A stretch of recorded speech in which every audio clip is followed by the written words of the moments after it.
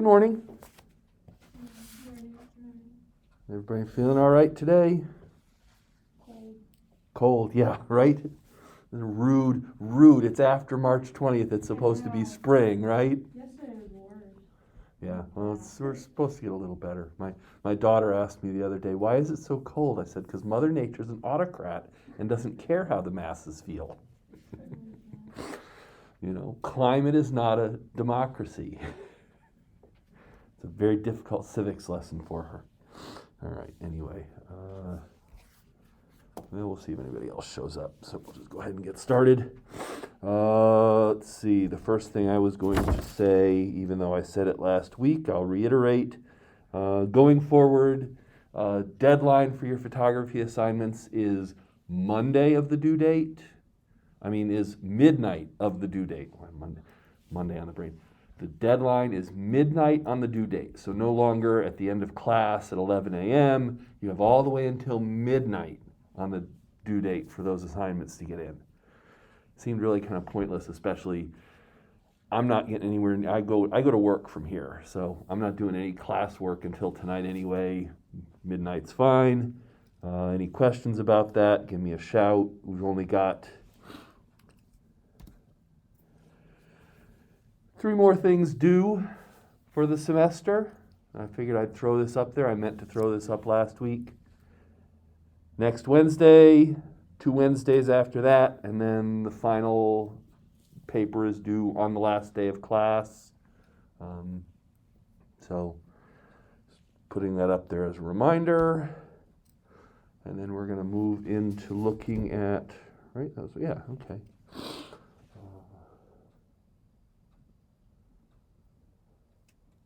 So this Dorothea Lange quote I think is really great. You remember Dorothea Lange from the first class or the second class, migrant mother, Farm Securities Administration. She says, so often it's just sticking around and being there, remaining there, not swooping out in a cloud of dust, sitting on the ground with people, letting children look at your camera with their dirty, grimy little hands, putting fingers on your lens. And you let them because you know that if you behave in a generous manner, you're very apt to receive it. So this is a state of mind that's particularly important in producing a photo story or a photo essay. Anything that involves any sort of long-term, in-depth, and at least an attempt at more intimate photojournalism. The idea that you're going to spend the time with your subject to build your empathy with them, to build their connection with you. That's the way that really good photojournalism happens. We don't just parachute in, grab our pictures, and jet out as fast as we can. So I think it's a really important quote to share. So we're going to look at the third news photos. This is from your blackout. Good morning.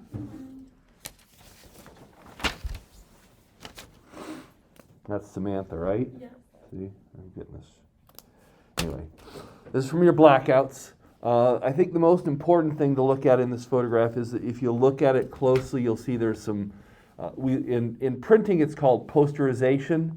There's just some breakup. The image quality becomes almost impressionistic. So you're looking more at a Child Hassam painting more than a photograph. The way the details break up into sort of patchy blobs. This is what happens when either you use the digital zoom on your phone to zoom into something, or when you blow it up after the fact. If you shot something really wide and you crop in really tight on something, the pixels are going to break up. So what this ends up being is a good example of a reminder, whenever possible, to move your feet. When I'm out working, I have an advantage. I carry some really big lenses that allow me to take pictures from 20 or 30 or 40 feet away. And there are situations that's perfectly appropriate. Sometimes it's safer to be farther away. Sometimes it's physically impossible to get closer. But I do like to point out that when you're standing in an open field and there's nothing between you and the subject of your photography but grass, it is important to move your feet. I don't know what else happened on campus during the blackouts. I don't know if there were any situations where you could have found a more storytelling moment of somebody who's actually dealing with a direct impact of not being able to have power. All of those are good things to look for. This is a basic documenting moment of students who are outdoors. It doesn't give a lot of context. And there's also just not a lot of activity. It's sort of very static. So also try to look for as much activity, as good of activity as possible. You really want to look for that storytelling moment. We talked a little bit about Cartier-Bresson, the idea of the decisive moment. You're not always going to find a moment that's going to be sort of this quintessence of whatever it is you're looking for, but always look for something that's more active, more engaging, something that's going to draw your viewer in, make them want to look at the photograph, make them wonder what's going on. There's good studies going on all the time about reader engagement nowadays in journalism. There's solid evidence that when people look at a website, they're much more likely to click on a story if there's a visual to bring them in. But the research also shows that people are much more likely to actually read the story if the photograph engages them. It's an interesting connection. Almost any photograph will get them to click on the headline, right? But whether or not they actually will go through and read the story is a much higher chance of that if the photograph catches their interest, makes them look at the photograph, because what they see is going to trigger their brain and they're going to want more information, they're going to read the story. So it's very important.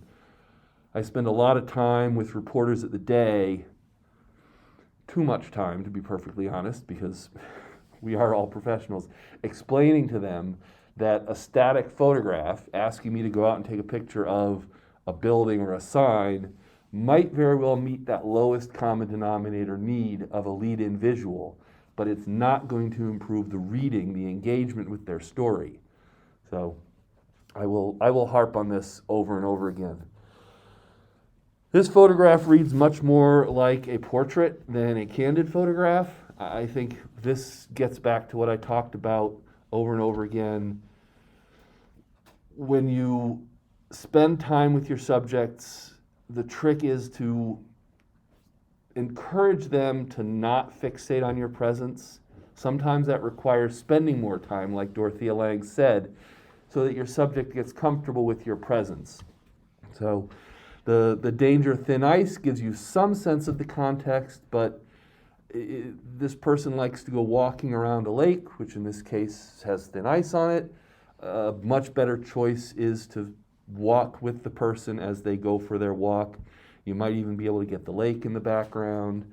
So not an ideal photograph. If it's a portrait, I would just suggest a slightly different pose. Have the individual lean on the barricade just so that their body has just a little more dynamism in it. So, but with candid photographs, we've got to avoid breaking that fourth wall. Our subjects need to be engaged in their own activities and not engaged with us. Another example, in this case, the person in this photograph has an activity in front of them, has something that maybe they're actually doing, but nonetheless they're making direct eye contact with the photographer. It breaks down that fourth wall. It creates an entirely different sense of the photograph of what's going on. Does not feel very engaging. It's got a person in it, it's got the signs, so you understand what's going on. Ideally, you want to wait in a situation like this until someone comes along, and so the person who's in the photograph can engage with someone else and take on an activity, whether they're handing them a flyer or just talking to them. I would also just say, if you look at that very subtle little bit of crop, you take that little bit of lighting from the background and the eye is immediately drawn much more into the central area of the photograph and much less likely to be drawn away and out of the information you're trying to share. This gets back to what I was harping on earlier. Bare minimum, the story is that this strip mall is going to be demolished and replaced with housing, a housing development. A perfectly legitimate story. Your local newspaper is going to do stories like this all the time. A bare minimum, you get out, you take a picture of the sign, In this case, I would offer, if you're going to take a picture of the sign, I don't need as much of the grass in the foreground, I don't need as much of the sky. But what I would really suggest is you really try to think, whenever you're looking at a story idea, what is the human impact, who are the people who are affected, and what aspect of them can help tell the story. In this case, you've got a small mall with a whole bunch of businesses in it. All of those businesses are in some way or other going to be displaced. Are they going to be driven out of business entirely because the real estate market doesn't have any room for them? Are they just going to have to shut down long enough to relocate? Are there expenses with relocating that maybe aren't going to be covered by the being bought out for their development?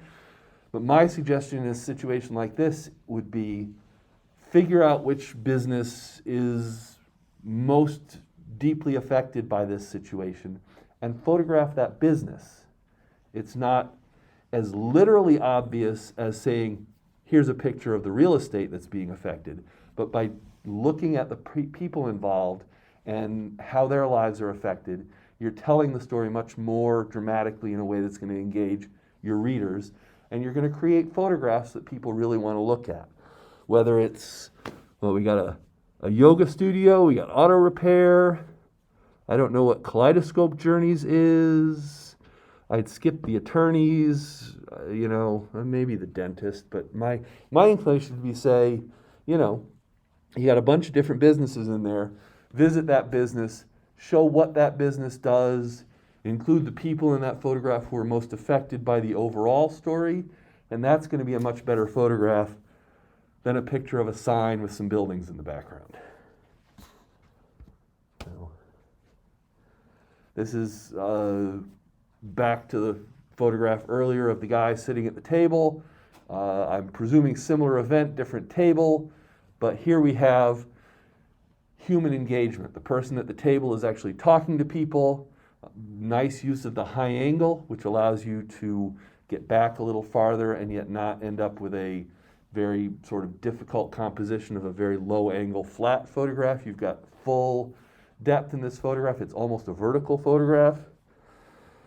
You could actually shoot it a little tighter if you could, give you a little closer sense so you get a little more engagement with the human interaction. Still includes the sign, still gives you a little bit of a sense of place. The reverse option, of course, would have been depending on what you could see from this overhead view, a much wider view that showed whether or not there were multiple tables or larger crowds. Anybody have any questions on any of what I've said so far while I hydrate? Thanks for your patience. I think you're going to continue to see a lot of these protests and rallies out there. I think the first thing I would suggest, once again, is always remember, move in closer, or after the fact, go ahead and crop in tighter for effectiveness. If there's information in the background that's not relevant to the subject matter, it could be visually distracting from the subject matter, always consider the possibility of shooting it tighter or cropping it tighter, especially if it's a minor crop like this. This is a situation where the difference in distance is not going to radically affect the technical quality of the image, but you can just see, I think, very clearly, you go from, a building in the background that doesn't tell you a whole lot to just enough of the building in the background. Somebody might recognize it if they needed to know where it was, but more importantly, you're closer to the faces, you're closer to the body language, you're closer to the signs. If you're going to keep shooting events like this, really make an effort to move around more and try to find new angles. As we move into any kind of politically active time, whether it was the height of the Black Lives Matter protests in 2020, or whether it's Ukraine rallies, it gets very redundant to see over and over again a picture of a line of people holding signs, or a couple of people holding signs, or even one people holding a sign. So you really want to try to find other ways to photograph this. I've mentioned before higher angles. A lot of photographers will do a lot of different things with different lenses. Anything you can do to expand the context, to give you a different point of view, to try and find a way to see this that's different from what the average person who's there is seeing. This is a view that every person who was standing at this rally could see easily with their own eyes. So what you really want to do is try and think, okay, what is not being seen? Is there a behind the scenes situation? Is there a preparation situation? What happens after the rally is over? Does somebody collect all the signs and keep them? Or does everybody take their own sign home? Try to think about all of the other options, all the other ways that you could photograph something. Here's a nice private moment. This is a baby shower. The image itself, I think I'm both going to talk a little bit about different ways to compose this. We'll do it mostly through cropping. The chandelier is lovely and does give you a sort of a nice sense of the opulence or fanciness of this venue. So that's okay. Not a grade affecting question. Sometimes you like this. I would suggest in that case, if you really like the chandelier, if you really like the grand scope of the place, take this photograph from a lower angle so that there's not this separation in between, so that your chandelier ends up being drawn just a little bit more down into the photograph. If this photograph were taken down at knee level, so literally hold your camera, down here like this and shoot up, and all of a sudden that chandelier is, looks a little bit like it's looming right over their heads instead of high up in the sky. That said, there's also a really nice moment of humanity taking place in this photograph, and so I would argue you can get rid of the chandelier entirely, and I think you end up with a much better photograph. You end up seeing not only a really nice face on the mother-to-be, but you've got nice faces in the background, nice body language. You still hold on to some of this reflection in the very shiny floor, which gives a really nice depth. Normally you would say, floor is sort of blah open space, but in this case, because of the reflections, the floor actually has some texture and some depth to it. You could, nonetheless, have shot this even tighter, come right in, so you can really see the look of joy on the face of the woman. And this also gives you a little better sense of the people in the background. They become a framing element for the couple dancing in the foreground. And you give up those nice reflections. And so, I think that's a kind of a personal choice, a very subjective, not a real black and white thing here. It can go either way. The reflections are nice, I think. And then the only other thing, there's a little bit of toning you'll notice. The original is sort of washed out with sort of this blue haze to it, simply by toning it with a black and a white set, as I showed in Photoshop. Cleans up that haze a little bit, gives you a little better contrast, and a little better skin tone in the people in the background who are better lit. The couple in the foreground are kind of a little bit in shadow, and that's always going to drop a little bit into the blue. But I think in the end, all three of those are nice photographs. There's a little bit of a subjective decision on exactly what you want to do. But the first one is kind of a wide photograph that gives you a sense of the scene, tells you a little bit more about the venue, not as intimate. The second one brings you in closer. And then this third one really makes for a much more intimate photograph that shows you, I think, a much stronger sense of the emotion, the joy and happiness that's going on in the photograph. And that was all I had from the assignments this week. Any questions? One more news photo to come in. And you're hopefully all working on that photo story. So this is really quick. Readings-wise, I would apologize for suggesting that you read about an old white guy who died, but in this case, this individual really merits. Dirk Halstead is a legend in photojournalism. He got started in the 60s covering Vietnam, moved on to cover the White House and politics in Washington, D.C., and even more importantly, he was at the forefront of the digital revolution and multimedia in journalism in the 1990s. While a fair number of photographers were actually still shooting film, and those that were shooting digital were still pretty limited in what they were doing, Halstead was advocating for photographers to learn multimedia skills. He established a workshop called the Platypus Workshop, the whole premise being that a platypus is an animal that's made up of several different animals. And his platypus premise was that photojournalists should learn multimedia skills. They should learn how to collect and edit audio. They should learn how to shoot and edit video. And by expanding those skills, they would become more valuable in the workforce going forward. So between his very important photographic work and his work on behalf of professional development, Halstead is somebody really worthy of you knowing about, reading about. This is his New York Times News obit. Halstead worked for the United Press and Time Magazine over the years, but New York Times dedicated a full page in Sunday's newspaper to his news obit. So strongly encourage you to read about Dirk. This story is not specific to photojournalism, but it seems particularly relevant given what all of you are using as your primary tool, which is a smartphone camera.